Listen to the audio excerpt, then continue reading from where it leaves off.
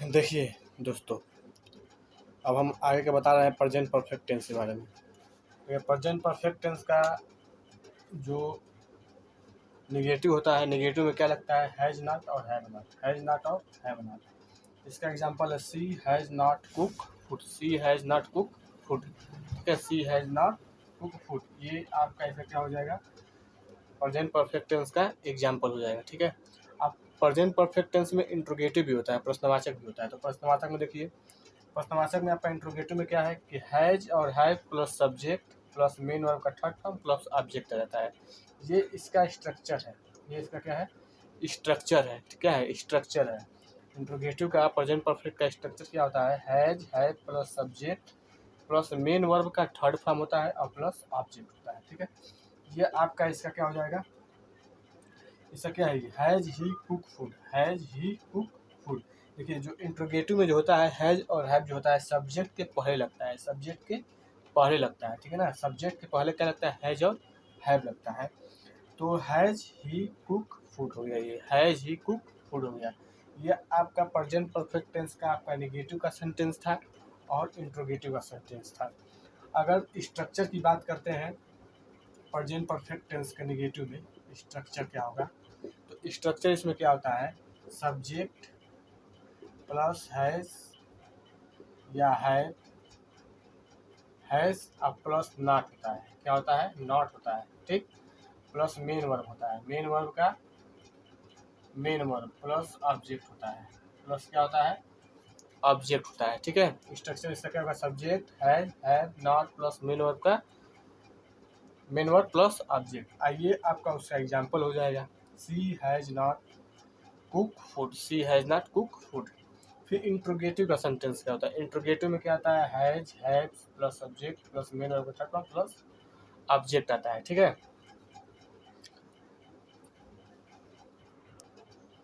आगे का जो सेंटेंस है प्रेजेंट परफेक्ट कंटिन्यूअस टेंस है। आगे का सेंटेंस क्या है? प्रेजेंट परफेक्ट कंटिन्यूअस टेंस है। प्रेजेंट परफेक्ट कंटिन्यूअस टेंस का स्ट्रक्चर क्या होता है देखेंगे। देखिए, प्रेजेंट परफेक्ट कंटिन्यूअस टेंस का जो स्ट्रक्चर होता है, सब्जेक्ट होता है प्लस हैज बीन या हैड बीन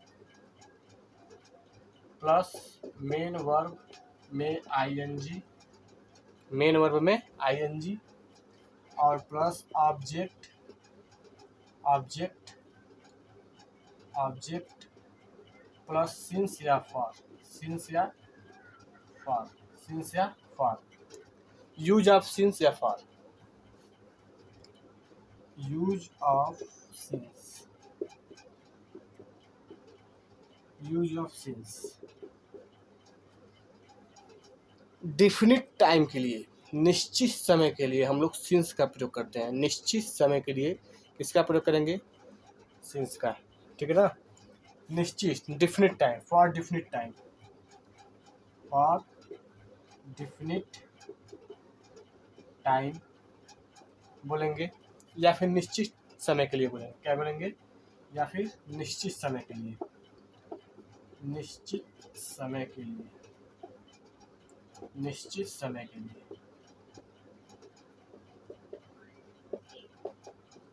निश्चित समय का मतलब क्या क्या होता है? निश्चित समय का मतलब जैसे कि सन 2012 से 2014 से 5 बजे से 6 बजे से, ठीक है ना, 7 बजे से, जो एकदम टाइम क्या हो? निश्चित हो। जैसे वो 2 बजे से पढ़ा रहा है, वो 2 बजे से पढ़ा रहा है। तो 2 बजे क्या है? एक समय है, एक एग्जैक्टली टाइम दिया गया है, 2 बजे से वो पढ़ा रहा है। ठीक है, तो जो 2 बजे होगा वो आपका क्या हो जाएगा? डिफिनिट हो जाएगा, निश्चित समय हो जाएगा। तो एग्जाम्पल में हम लिखेंगे 1998। ठीक, टाइम जैसे कि 2 o'clock, 2 o'clock, ये आपका 1998 2 o'clock। जो भी टाइम दिया गया होता है जैसे 5 o'clock, 6 o'clock, 7 o'clock, 8 o'clock, जितना भी निश्चित टाइम होता है उसके लिए हम लोग सिंस का प्रयोग करते हैं, सिंस का प्रयोग करते हैं। 1998 2 o'clock। ठीक है, आप देखेंगे use of for, use of for का यूज कब होता है? जब इनडिफिनिट टाइम हो, जब अनिश्चित समय हो, अनिश्चित टाइम के लिए लिखेंगे, अनिश्चित टाइम के लिए, अनिश्चित अनिश्चित समय के लिए।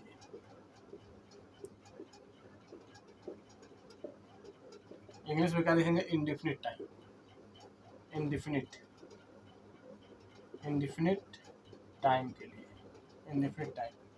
जैसे कि वो 4 घंटा से पढ़ा रहा है, वो 5 घंटा से पढ़ रहा है, 6 घंटा से पढ़ रहा है, ठीक है। वो 7 साल से काम कर रहा है, वो 8 साल से काम कर रहा है, वो 50 साल से काम कर रहा है, ठीक है ना। मतलब यहाँ पे कोई निश्चित टाइम नहीं है, यहाँ पे कोई निश्चित टाइम नहीं दिया गया होता है। इसलिए यहाँ पर जैसे एग्जाम्पल में हम लिख सकते हैं कि वह 2 साल से पढ़ा रहा है, वो 2 साल से पढ़ा रहा है, ठीक है। देखिए 2 साल कोई निश्चित नहीं है, अनिश्चित टाइम है। 2 साल निश्चित नहीं, अनिश्चित है, ठीक है। तो ही हैज बीन, इसका क्या बनेगा? He has been reading, he has been reading for 2 years, for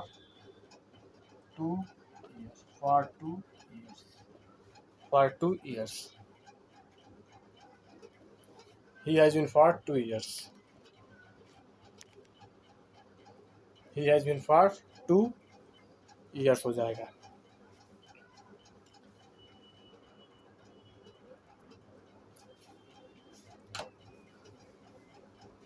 देखिए आगे क्या दिया है?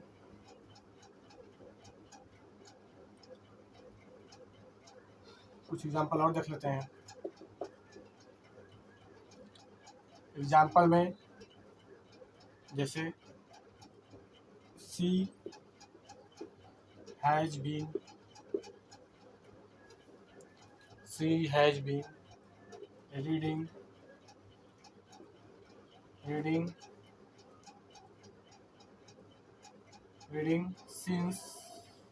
रीडिंग बुक since 2 hours, मतलब वो 2 घंटे से पढ़ रही, किताब पढ़ रही है, वो 2 घंटे से किताब पढ़ रही है, ठीक है। तो 2 आवर्स जो दिया है ये क्या है? निश्चित टाइम है। ये क्या है? निश्चित टाइम है। निश्चित टाइम के लिए किसका होता है? ठीक है, निश्चित टाइम। ये क्या है? 2 आवर निश्चित है, निश्चित समय है। निश्चित समय के लिए हम सिंस का प्रयोग करेंगे और अनिश्चित समय के लिए फॉर का प्रयोग करेंगे। बस यही इसमें प्रेजेंट परफेक्ट कंटिन्यूअस में है। और एक चीज़ और ध्यान रखेंगे कि जब भी प्रेजेंट परफेक्ट कंटिन्यूअस टेंस को हमको पहचानना है तो सेंटेंस में से का प्रयोग होता है। किसका प्रयोग होता है? से का प्रयोग होता है। वही आपका प्रेजेंट परफेक्ट कंटिन्यूअस टेंस कहलाता है। फिलहाल हम लोग प्रेजेंट परफेक्ट कंटिन्यूअस में सिंस, मेन इंपॉर्टेंट क्या है? सिंस और फॉर। लास्ट में रहा रही है रहता है और सेंटेंस में से का प्रयोग हुआ होता है, उसको हम प्रेजेंट परफेक्ट कंटिन्यूअस टेंस कहते हैं। और उसका स्ट्रक्चर आपका ये है: subject has been, have been plus main verb और ऑब्जेक्ट प्लस सिंस या फॉर। यहाँ पर बीन भी रहेगा प्लस सिंस या फॉर।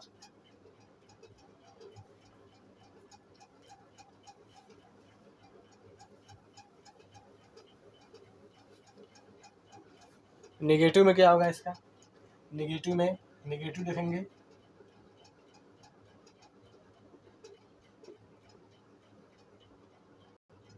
देखिए इसका जो नेगेटिव सेंटेंस बनेगा, नेगेटिव सेंटेंस में सब्जेक्ट हैज और बीन के बीच में नॉट का प्रयोग होगा। हैज और बीन के बीच में किसका प्रयोग होगा? नॉट का प्रयोग होगा। हैव और बीन के बीच में किसका प्रयोग होगा? नॉट का प्रयोग होगा। अब प्लस आपका ऑब्जेक्ट आएगा, मेन वर्ब आएगा, मेन वर्ब, इसके बाद आपका ऑब्जेक्ट आएगा, इसमें ING लगेगा। मेन वर्ब में क्या लगेगा? ING लगेगा, ठीक है। जैसे example, she has not been reading book reading book reading book for 2 hours for 2 hours 2 hours मतलब वो 2 घंटे से किताब पढ़ रही है, वो 2 घंटे से किताब पढ़ रही है। 2 घंटा है, 2 बजे नहीं है, 2 घंटा है तो फॉर, और 2 बजे होता तो सिंस।